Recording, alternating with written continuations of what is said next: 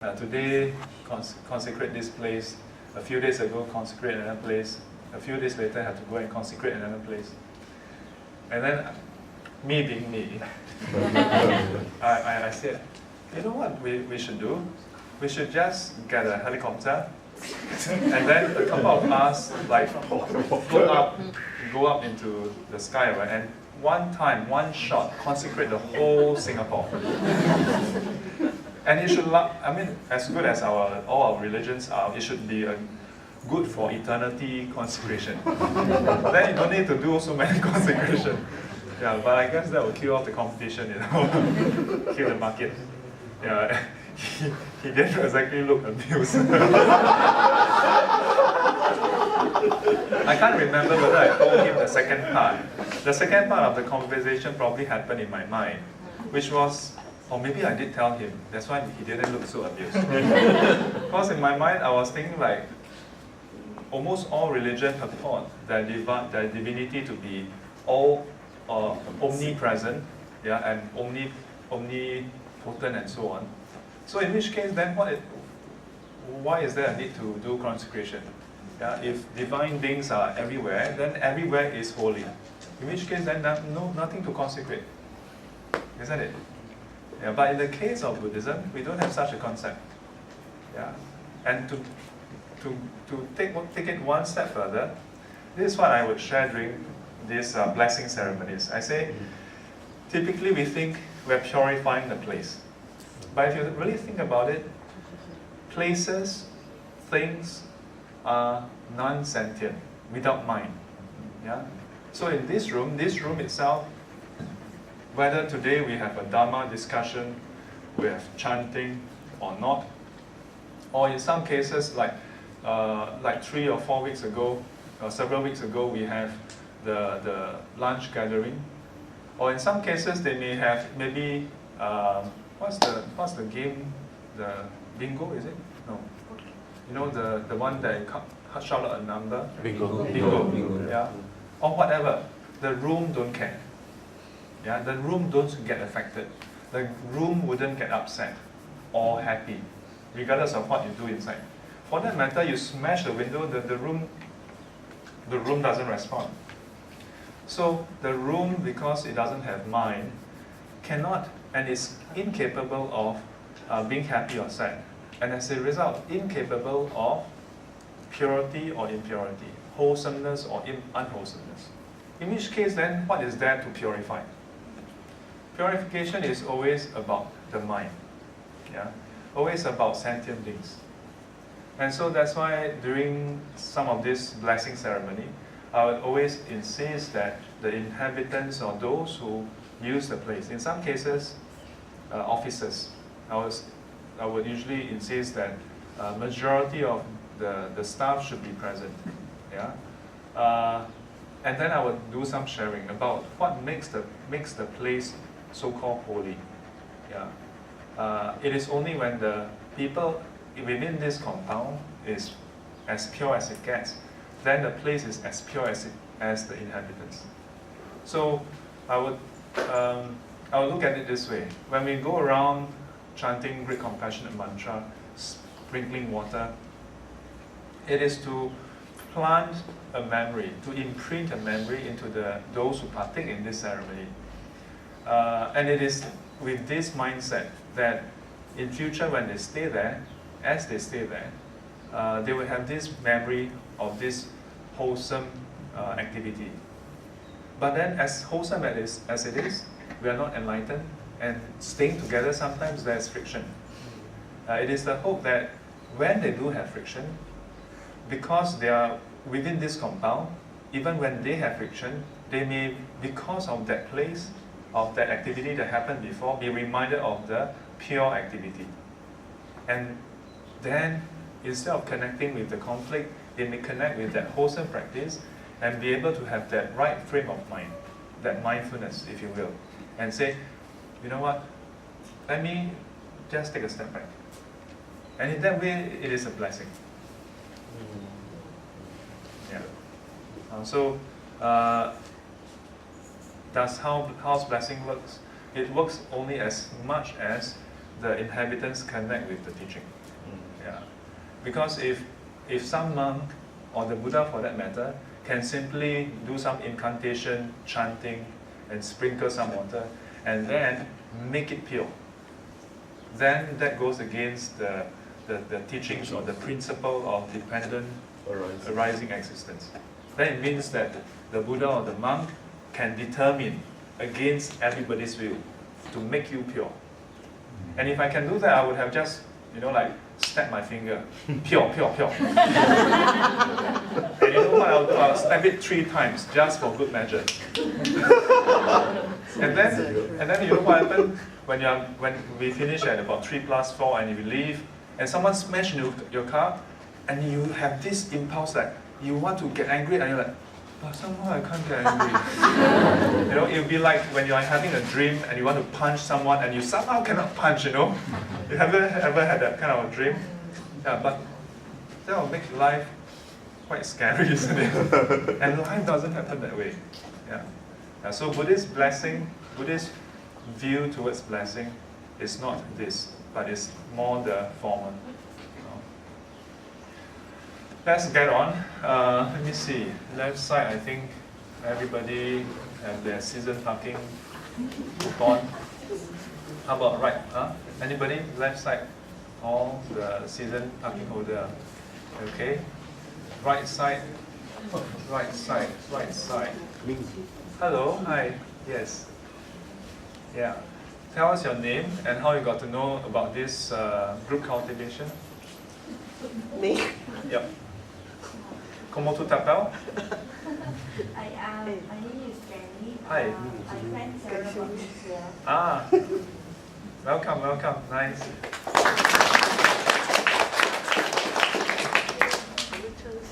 Good, good. Hope to see you come every week. Oh, she looks stressed out. To me, it's an every week thing. Yeah. Well, this is the group cultivation. Yeah. And behind you, yes. Tell us your name and how you got to know about this group cultivation. My name is Ming, and I got to know about this through meeting you at our conference. Yeah. Tell us a bit more about yourself. What is your full name actually? Li Han Ming. Li Han Ming. Yeah. But only the banks know that. Only the banks. So I'm Ming Li because I was born in Australia.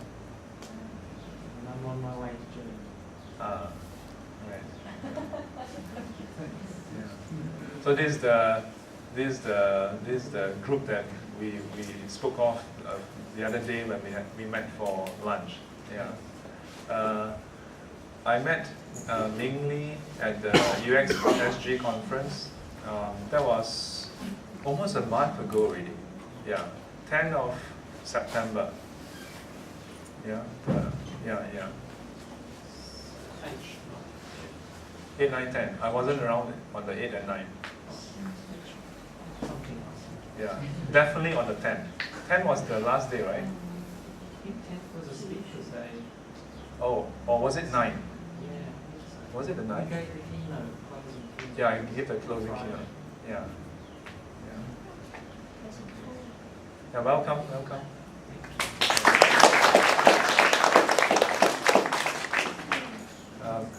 It was a user interaction design conference. Yeah. So should I call you Ming or Han Ming? Ming. Okay. So Ming is design researcher. Yeah, he's design researcher. Yeah. Yeah, and yeah, the conference was really interesting. Yeah, I had a lot of fun. Whenever people ask me how the talk went, how the retreat went, I'll be like, it was fun for me. I'm not sure how it was for the participants. Yeah. A few more days, on the 10th of October, I think they're going to release all the media, the videos that they captured during the whole conference. Yeah, I think it'll be interesting. Yeah. So welcome to the SGC, Spiritual Group Cultivation. we have a short chanting, which we did earlier, then meditation and Dhamma sharing. Yeah. The first week of the month, we would cover the Yogacara Bhumisastra on the Bodhisattva vows. And the subsequent weeks, currently we are on this topic on the Amitābha Sutra, what we call the Pureland Sutra, that is very common in the Chinese Mahayana tradition.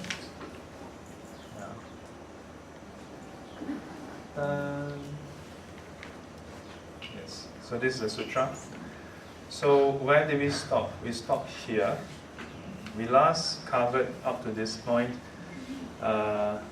Before 有无量无边声闻弟子，皆阿罗汉，非是算数之所能知。Yeah, so we have gone through the start of the sutra about this place, a trillion world systems away, and how this place is like. And I shared with you all in previous sessions about how this sutra, as far as I'm concerned, is more like a, what do you call that? A prospector's guide. Yeah? It basically describes to you this campus that is a world system large. Yeah? Like imagine if NUS covers the whole of Singapore. And not just Singapore, the whole Earth. And not just the whole Earth, the whole solar system. Can you imagine if NUS is the whole solar system? And then each faculty will occupy perhaps a planet. Yeah. So when we look at the Amitābha Sutra, most people may not have caught on to this, that it is a world system. It is not just one piece of land somewhere, you know. Yeah, that it is actually a huge place. We also clarify on some of the misconceptions that developed over the centuries, or perhaps due to translation.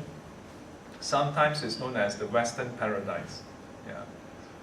But as we go through the text, we learn that it is not so much a paradise, more than it is a retreat center.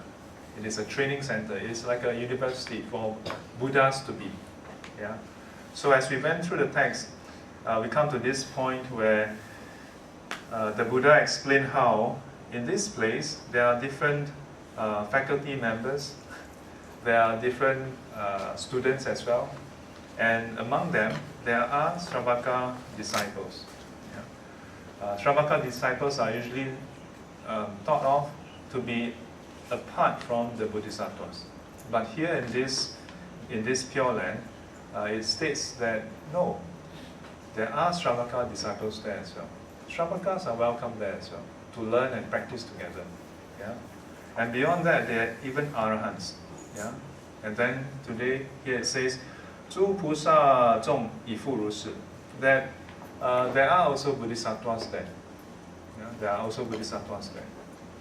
What are Bodhisattvas? Bodhisattvas are those who have aspired, have taken upon themselves this undertaking to not just work towards their own liberation, but to say, hey, I like to develop myself, yeah, towards awakening. Bodhi, which is awakening. Sattva or sattva refers to beings. Beings who are striving towards awakening or enlightenment for the sake of awakening other sentient beings. Yeah? 觉有情. So there are also Bodhisattvas there. And further, 舍利弗，彼佛国土，成就如是功德庄严. Some of you all have gotten this text. Where is it written now? Complimentary copy.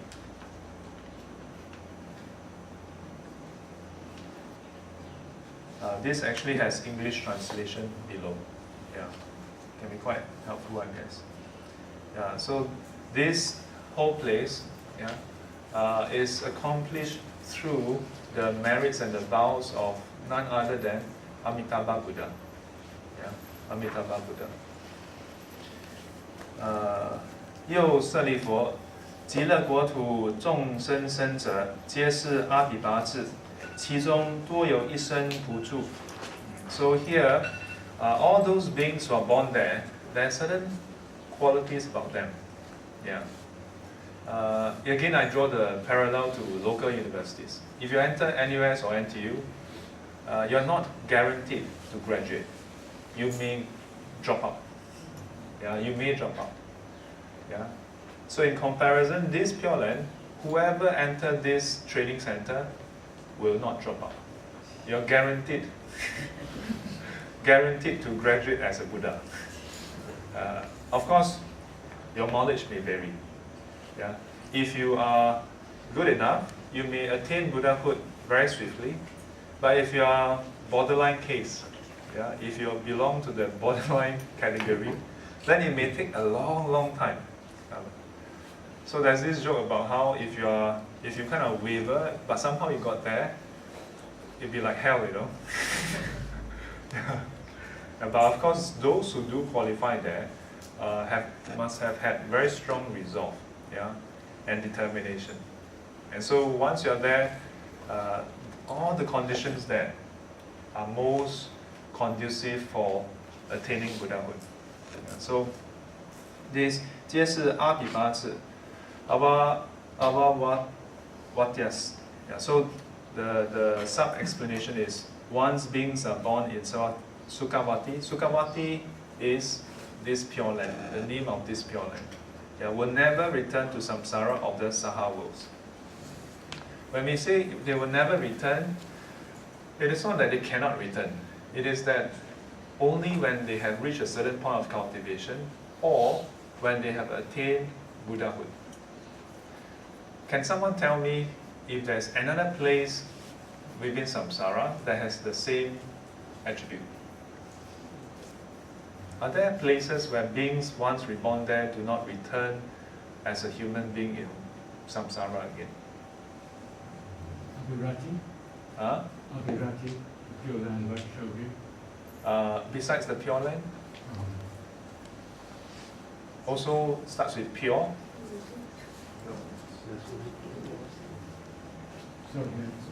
Also starts with pure. Yeah. Were you referring to the anagamis? No, I was just referring to the Pure Land about Shogya. So within the Pali Canon, you'll find references to this realm within the fourth jhana, form world, where beings who have reached a certain level of enlightenment, yeah, anagamis, will be reborn in that place, not to return as a human being again. Yeah. So this description is not unique to Pure Land. Yeah, it's not unique to Pure Land. So in the Pali Canon, there's references to another place which is similar in nature in this case. Yeah. Yeah. So those who have reached third stage anagami will be reborn in. Maybe I should write it down. Huh? This is where it gets confusing as a book. Hang on. Okay. Let me write down first before you get confused. What is today's date? 9th of October.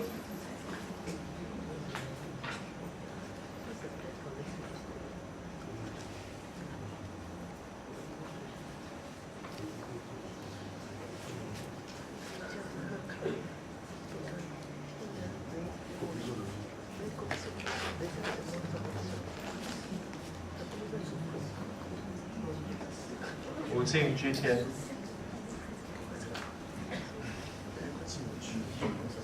Yeah, so this is the 5 pure habits.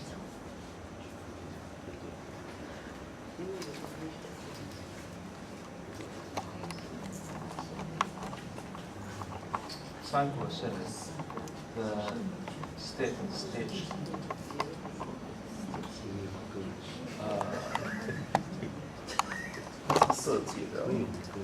Yep. 四禅天，三禅天。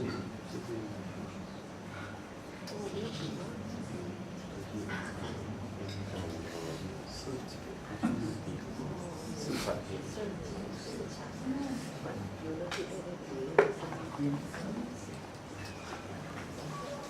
Fourth jhana heaven.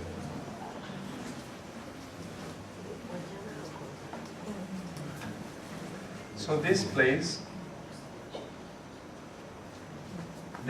itself has a similar quality as the one that is described in the Pure Land, where beings once being reborn there, yeah, will not return to samsara. But in this case, the 5 pure abbots is still within samsara. Yeah? So this 5 pure abbot is still within samsara. So there's still some distinction. Now among those who are in Pure Land, the first thing is that all of them once reborn there will not be reborn back in samsara according to this teaching. What it also means is that they will not degenerate. They will not degenerate. But they can choose to, is it? They can choose to come back when they have reached a certain level of practice. So that explains the Avalokiteshvara choosing to come back, right? That's another thing altogether. But it's still Pure Land, what?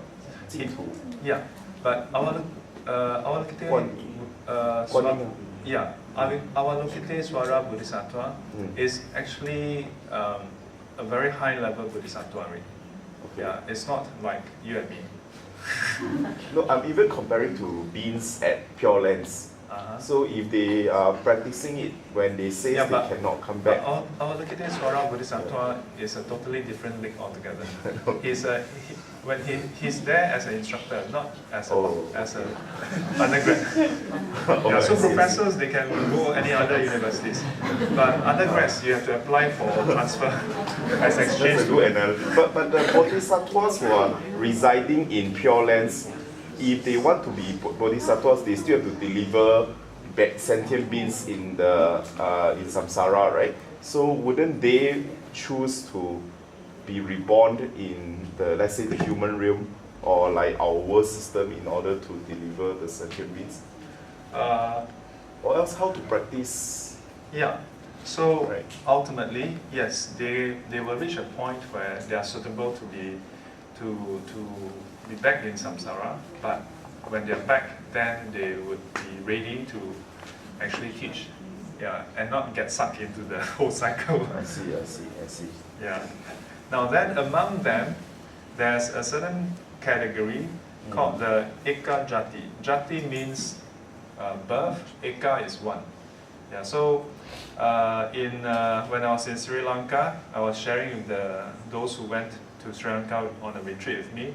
So I told them, in Sri Lankan Sinhalese, how do you count the numbers? For one is Eka, the same as Pali, Eka. One. How about two? Liangka.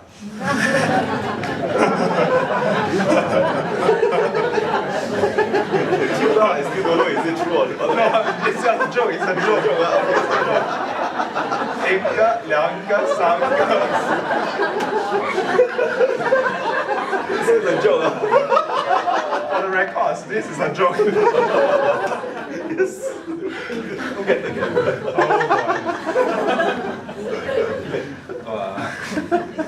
Bhante Vimalajoti will be like giving me a call.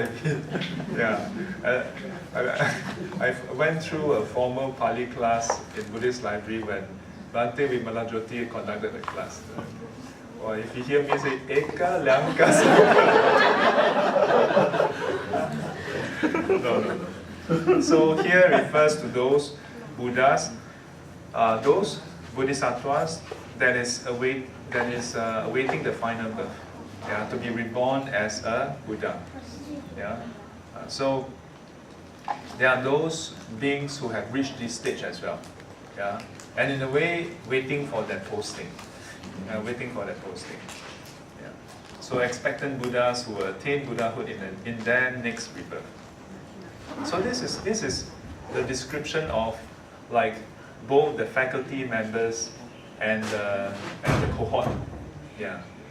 You know, it's like when your kids go to certain schools, you want to know what are the cohort there. Oh, our cohort are all those who have gotten PSLE at least, like 2, 4, 5 and above. Wow, then you it's 245 good, Okay. not so good, Okay lah. 250? Yeah. Yes. Okay, still not good, 250 is not good. School is about 6. Yeah, these days has to be 2.6 above. 对咯。现在是这样，应该有点。 Can't get in. Okay, so a certain school 270. 哇！ Anyhow, whack one number. Yeah, so actually this part is talking about that. To tell that, yeah, when you go there, you're among peers who are of a certain standard. Yeah, your tutorial mates are very steady one. Yeah, so this is actually how I look at it, and that why say this? Why say this? It is to encourage people to look at this place and say, hey, are you in this direction? If you are, well, join us, because this place is super conducive.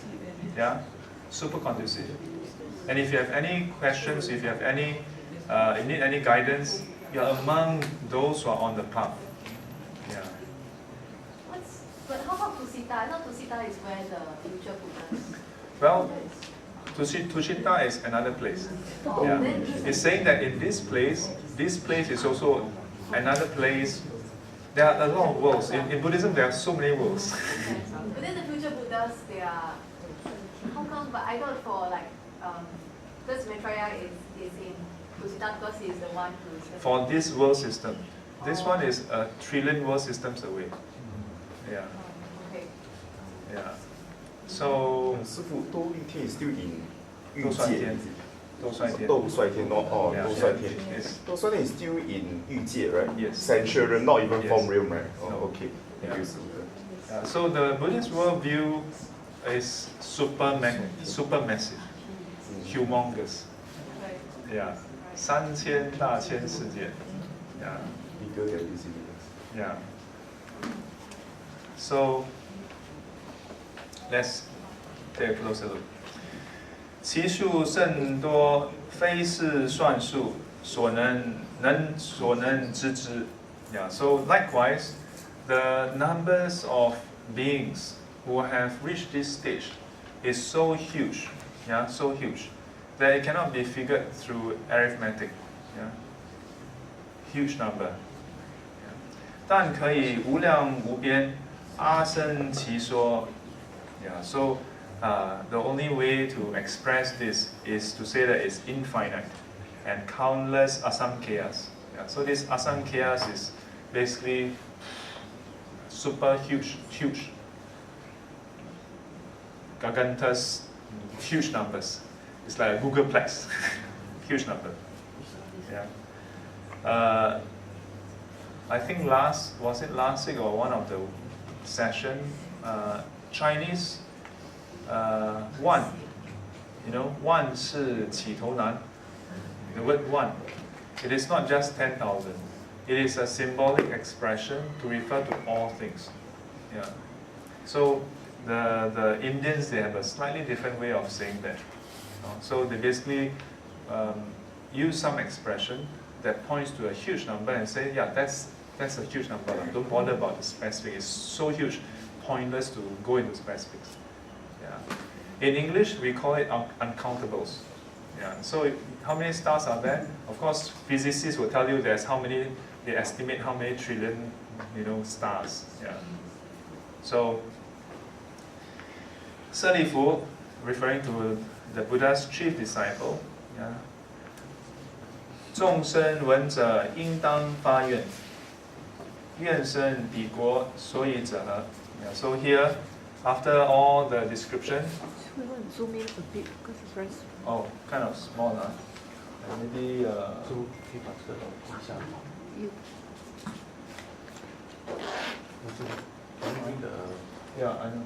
But the Zoom. yeah 不懂老花眼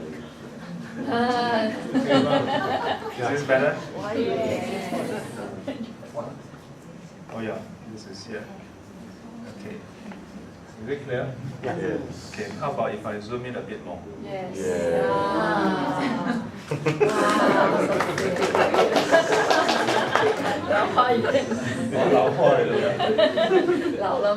Yeah. So here, the Buddha further addressed Venerable Sariputta saying, 众生闻者应当发愿，愿生彼国. So, sentient beings who hear about this should do what? Should set forth this aspiration, should aspire to be reborn in that place. Yeah. Do you all feel inspired to be reborn in that place? Yes. Now, personally, as far as I'm concerned, it is optional. Yeah, I don't see. I don't personally. I don't feel that it is compulsory for all beings to be reborn in Pure Land.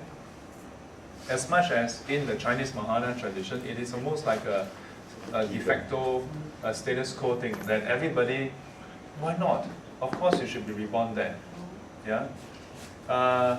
In recent times, one of the Master Ying Sun, he can be seen as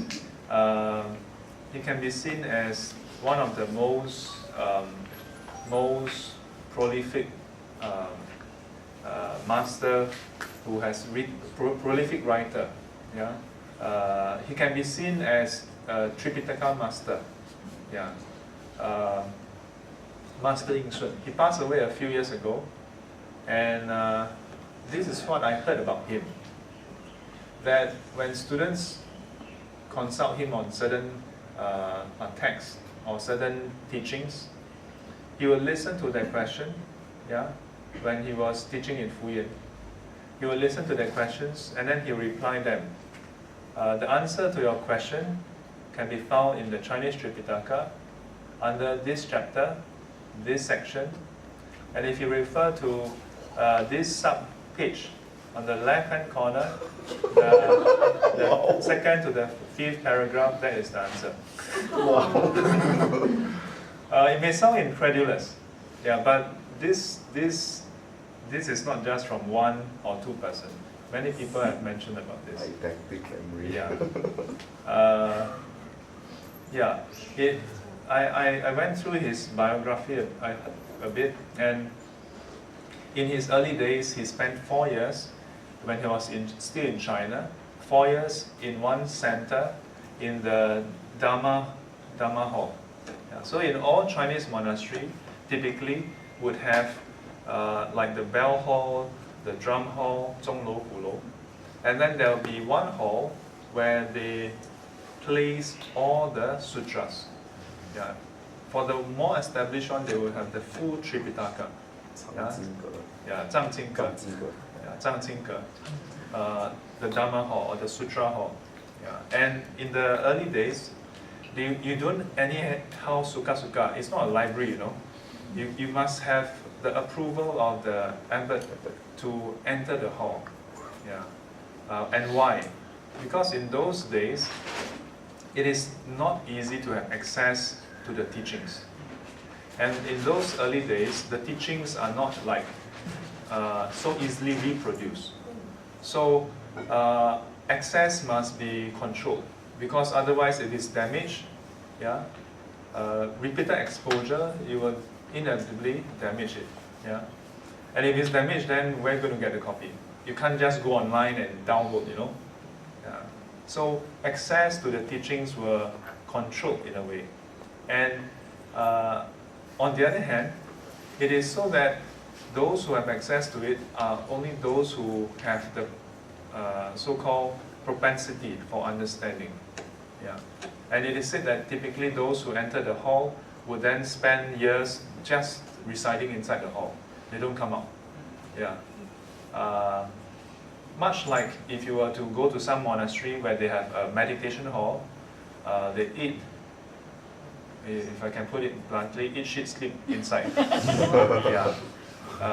You basically go into the hall and you have a space, and then throughout the whole day, 24/7, there'll be people with little trolleys, yeah, on a, don't know, like a regular basis, there'll be people, and if you need any food, you just tell them to stop and they'll just serve you. Vegetarian soup, right? They're all vegetarian, full vegetarian.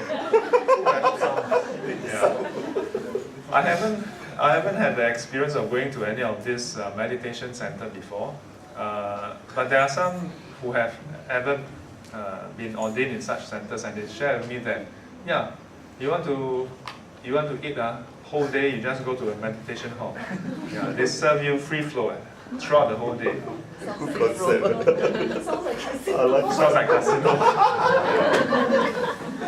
In Singapore, when you want to go to casino, you need to pay entrance fee of $100. In those meditation hall, there's this account that I heard of where when you want to go to a meditation center and enter the meditation hall, the guest monk, not even a Zen master, you'll be greeted by the guest monk, the person in charge of like guest matter.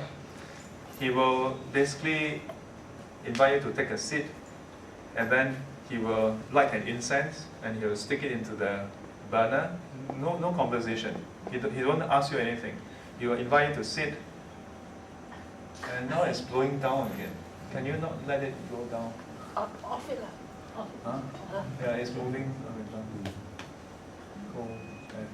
Yeah, how come this one don't move, this one move? Why is that thing? Yeah, contact. So, and the guest monk will basically invite you, if you are going there, to stay a sit.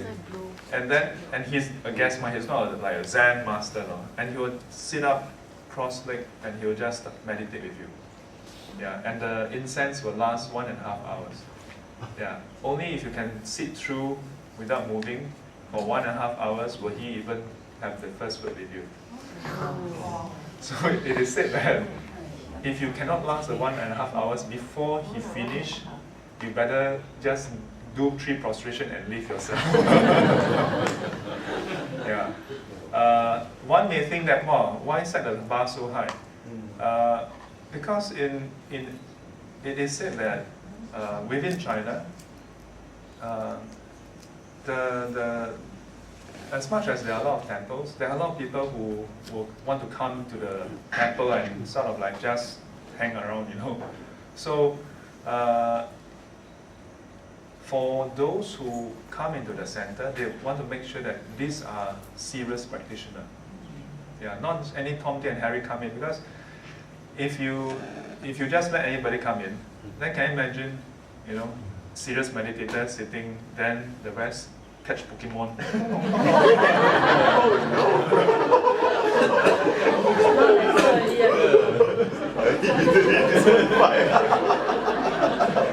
That's why yesterday for the retreat, first thing first, submit your handphones.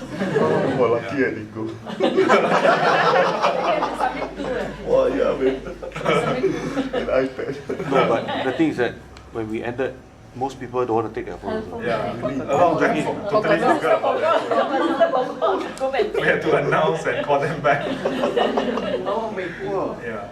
So that's what I heard, and then they said that as a result, in fact, as much as they serve food throughout the day, those who do enter, you're not there for the food. So you will only eat just enough to keep yourself alive or not hungry, and you spend most of the time meditating. Yeah. So that's a meditation hall. Today, I think you can still find some in China that's like that. In some part of Korea and Japan, some centers are like that also. So everything is within that place. You sleep there, you meditate there in that spot. Yeah. Each of you have your own spot. They don't have a separate room to sleep. You sleep where you meditate. Yeah. But as the centuries went, different forms of meditation centers developed. So some would have the dorms separated from the meditation hall.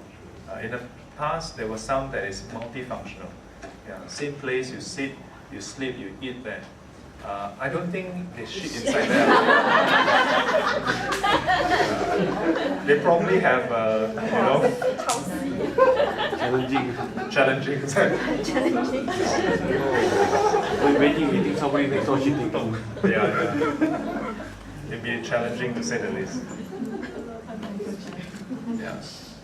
So, those who have made this, let me see. Yeah. So, this whole idea of making the vow, it is in a way an encouragement to say, hey, those who aspire to attain Buddhahood may want to consider aspiring to be reborn there.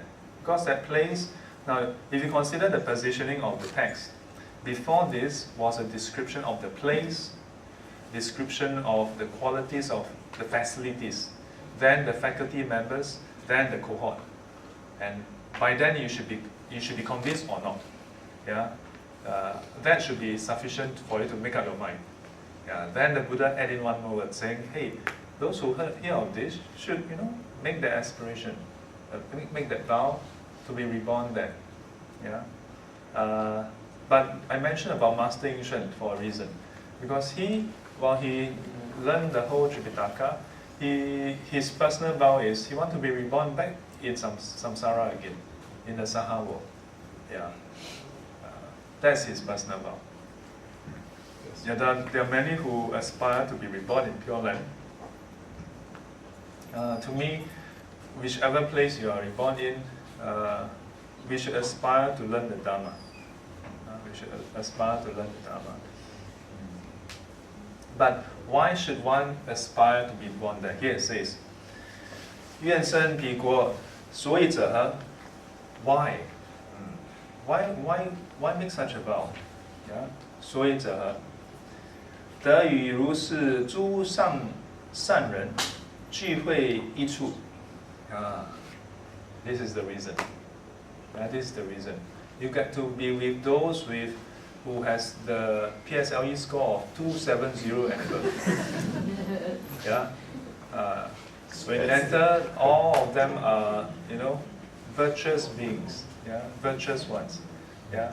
When you go there, nobody will ask you to go and catch Pokemon.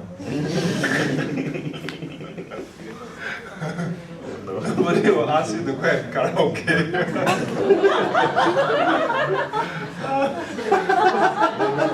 Yeah.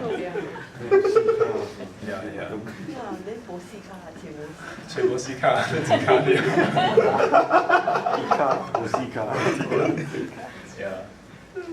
So, 舍利弗, yeah, so Sariputra, 不可以少善根福德因缘，得生彼国. Yeah, so this is one key distinction. A lot of people say, oh, to be reborn in Pure Land, you just have to recite the Buddha's name. You just have to have faith, you can go. No, that's not what the sutra says. Here it says, 舍利弗, oh,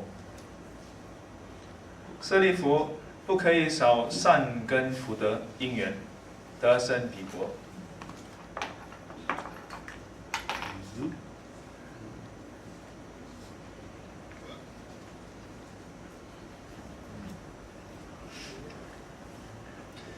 If you lack in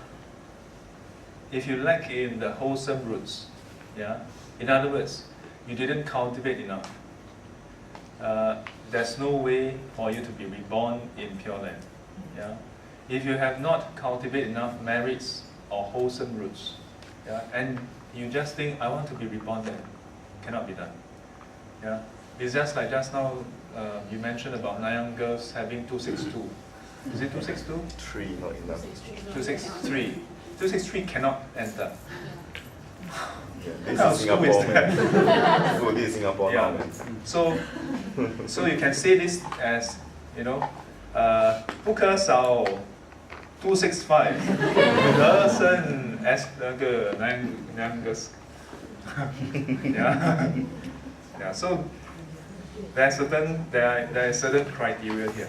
Yeah. Now some people, when they see this, they may feel that it's like an elitist kind of mindset. It is not so much an elitist mindset. Yeah. Because you must know, for what purpose is this place for? It is not 不是给泛泛之辈。It's not for some Tom, Dick, and Harry to come here and have fun and to just get out of jail free card, you know. Yeah, it's not. It's for those who are really serious in the practice, those who are ready to commit their life, and not just one life, life after life after life, not for themselves, but for the sake of all sentient beings. Yeah, and it's not going to be an easy path. As much as it starts off saying that that place doesn't have suffering, doesn't have problems, and so on and so forth. But the eventual path, once they have completed the training, yeah, it is not that they finish the training and they just sit around on a lotus flower, float around and receive oranges and apple, you know, for the rest of their life. No, you know, I just float around and I like, no. Yeah, life after life, the way I picture it, yeah, after each engagement, yeah, after each engagement, they will observe where else requires services, yeah, where else require teachings, and it may not be a pretty place, you know, including hell, including animal realms, and if those who have reached that level of training, they find that there are beings in certain places that are suitable to be receptive, are suitable, are ready for the teachings. They would willingly be reborn in that place. And when they are reborn in that place, they don't go in with an aura, light, and then flowers sprinkling out. If they are reborn in hell realm, they get reborn as a hell being. It is said that the Bodhisattvas, when they appear there, they appear just like a hell being. They appear on earth, they appear just like human beings. You know, hot weather, they also perspire. Yeah. The difference is that even as they perspire, even as there's hot sun, they remain equanimous. Yeah. But they experience the stickiness. It is not that they just float around and then you, wow, But they know, right? They know they are in for that. Huh? They know those they who are have reached that bodhisattvas. stage, they would know. So meaning Of like course not, then they don't know blah blah blah blah. so meaning that like sixth page or even the Buddha himself, before he get enlightened, he didn't know that he is a There's some question mark there. Yeah, that's a question mark, right? But to me, that question mark is not so crucial for our practice. It's everything. Like if sixth patriarch didn't know that he's a sixth patriarch is a different thing altogether. Okay, let's say Buddha himself, before the age of 29, the decision to actually go. So, before we go dive into the big then, yeah.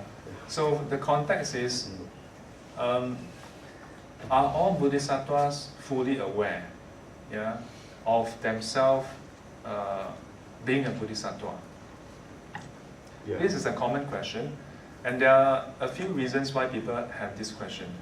One is, it is a matter of principle, because if a bodhisattva should know, then how about the Buddha? Because prior to attainment of enlightenment, he is a bodhisattva. But then from his life, he don't seem to have exhibited knowledge that he is a bodhisattva. Yeah? Then there are those who don't ask because of this matter of teaching and principle. But they are wondering, maybe I'm a bodhisattva. But I just don't know. Is it possible for a bodhisattva to not know that he's a bodhisattva? Or she's who knows? Maybe I am a bodhisattva. And I'm here to make sure that Venerable Chuan teach the right thing. Quite a romantic theory. Yeah, it's a nice romantic idea. Yeah. So prior to a certain stage, bodhisattvas may enter the womb or enter into a new birth without that much clarity. And when they are born, they may not have the full clarity as well, at a certain stage. But at a later stage, like 8, 9, 10, stage 8, 9, 10, they will have clarity. Yeah. Now then the question is, but the Buddha didn't seem to exhibit such clarity. Maybe he's at level 7. However, if you consider his birth story to be a factual, categorical account, well, when he was born, he did take 7 steps and then make the declaration. Yeah. Now, in the Mahāna Sutras, it states that the Buddha actually has full clarity, but he was going through the demonstration of how enlightenment is possible. Yeah. And in order to go through the demonstration, then he must play the role in a way. Yeah. Much like how when we deliver tech conferences, yeah, and sometimes we will purposely introduce a mistake, knowingly, yeah, and sometimes just for the dramatic effect, look surprised that it crashed. Oh gosh, this crashed. How should we fix it? This new IDE will actually allow you to do the trace through. You know what I mean? Yeah. Whereas if you tell the person beforehand, like, oh, by the way, I have introduced a bug, and then it'll be less impactful. Yeah. So I look at it that way. So having said all this, this is a place where you have the best faculty members, you have the best cohort. However, there's a catch. Yeah? You must not be lacking in your preparation for rebirth there. Yeah? So this cuts both ways. On one hand, it means that you cannot get a free ride. On the other hand, it means that you will not meet people who are there for a free ride as well. Yeah? Which means that anyone who qualifies and arrive there, you can be assured that this is most conducive. Yeah, this is most conducive. It is also a reminder that you cannot be lacking and you cannot slack. Yeah? You cannot simply just hang around and hope that you will be reborn there. 舍利弗，若有善男子、善女人，闻说阿弥陀佛，直持名号，若1日、若2日、若3日、若4日、若5日、若6日、若7日，一心不乱，其人临命终时，阿弥陀佛与诸圣众即在其前，世人终时心不颠倒，即得往生，阿弥陀佛极乐国土。Yeah. So this portion here kind of lists up one of the means for rebirth. Yeah. 舍利弗 addressing Venerable Sariputra. Yeah, this sutra is declared by Sakyamuni Buddha. So it is addressing his disciple. Yeah. 若有善男子、善女人. Yeah. So this description is found in many sutras. Yeah. The Buddha's way of referring to men and women who are wholesome and virtuous. Yeah. In other words, those who are practicing and have the wholesome intent for enlightenment. Yes. 若有善男子、善女人，闻说阿弥陀佛. Yeah, if a wholesome person would have heard of this Buddha, yeah, and 直持名号. What is 直持名號? Most would interpret this as just reciting his name. Yeah, and this is the most fundamental level, to recite his name. What is his name? Amitābha. Yeah, Amituofo. So from this you can see the basis of why many Chinese Mahāna Buddhists would spend a day with a chanting bit, a mala bit, and then going Amituofo, Amituofo, Amituofo, Amituofo, Amituofo. If you do that, it is most helpful. Yeah. However,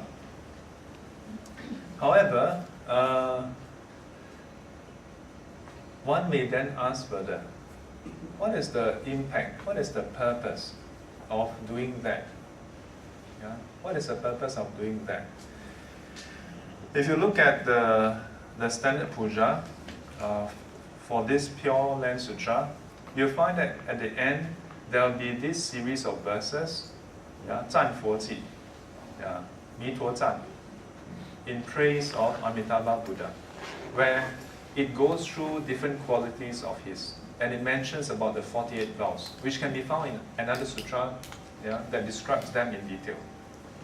So, together, then when you look at this verse here, to recite his name, it is basically to recall to your mind the virtues and the qualities and the teachings of this Buddha.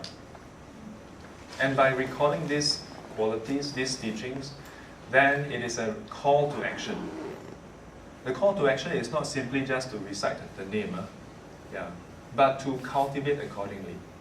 And if you can do that over 1 day, 2 days, up to 7 days, then when he or she is dying, Amitābha Buddha, together with his retinue, the Buddha and his congregation of enlightened beings would come upon you when you are towards your final days, towards your final moment, if you will. But most importantly, if you can do this practice accordingly, then what happened? 世人终时, at the point of death, this person 心不颠倒, 即得往生. This person's mind 心不颠倒. The mind is what? It's not perverted. Here the translation keeps intently in mind the aspiration. Such one will inevitably be reborn in for Sukhavati. 心不颠倒. What is 颠倒? Perverted or distorted? Perverted and distorted in what way? In various other sutras, the Buddha highlighted what is a distorted, perverted perception of this world. There are 4 perversions. If you refer to the Anguttara Nikaya, book 4, there's one sutra called the distorted perception. And the 4 distorted perception. 常乐我净. To consider things that is impermanent as permanent, that is a distortion. To consider that which is suffering as not suffering, as happiness, that is a perversion, that is a distortion. To consider something that has no inherentness, no self, as having self, as being mine, me or myself. Something that doesn't belong to you. You think it belongs to you. You perceive it as such. That is a perversion, that's a distortion. Something that is impure, something that is not beautiful. But on the surface it looks beautiful, then you think it's beautiful. On the surface it looks pure, then you think it's pure. That is a perversion, that's a distortion. Here it says, if a person can practice to such point, then this person's mind would be free of this perversion, this distortion. If that is the case, then you can be reborn in pureness. This may sound a bit different from the traditional view of Pure Land practice. Just chant Amituofo enough.